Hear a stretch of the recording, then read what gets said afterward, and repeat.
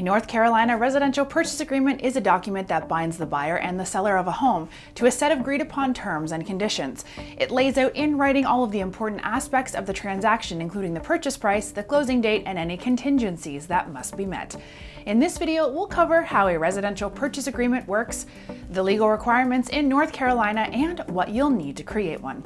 We're eForms, the biggest online database for legal documents. Stick around and we'll tell you where you can find an official residential purchase agreement specific to North Carolina. First, let's review. How does a residential purchase agreement exactly work? A residential purchase agreement initially acts as an offer letter from a prospective buyer to the seller of a house.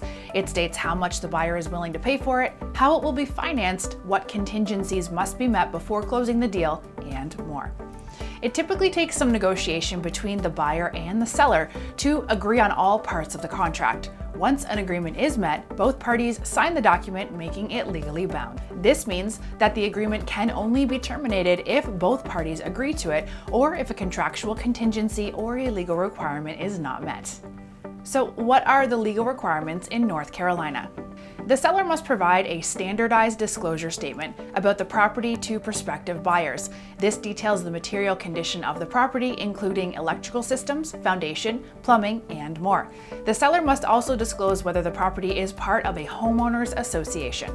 In addition, it is mandatory under state law for the seller to provide a disclosure about mineral, oil, and gas rights. Lastly, under federal law, the seller must provide a disclosure about lead-based paint exposure if the residence was built before 1978. Now that we know more about how a residential purchase agreement works and what is legally required, here are some things that you should do to make sure the process goes soundly. Include a mortgage pre-approval letter. A mortgage pre-approval letter is a document from the bank estimating how much it is willing to lend to the buyer based on their credit history, income, debts, and assets. This helps the seller determine whether the buyer is financially credible. Offer an earnest money deposit. An earnest money deposit is a percentage of the offer and provided to the seller as a show of good faith.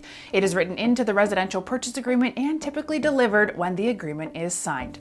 Use an addendum to modify or add to the agreement. An addendum is often included with a residential purchase agreement to add to or amend any terms and conditions. It can also detail a contingency which allows either party to opt out of the contract if certain terms are not met. If you're in need of an official North Carolina residential purchase agreement, you can get started by clicking the link right here. Also, hit that subscribe button for more videos that will help simplify the legal process for everything ranging from buying or selling a house to making a will.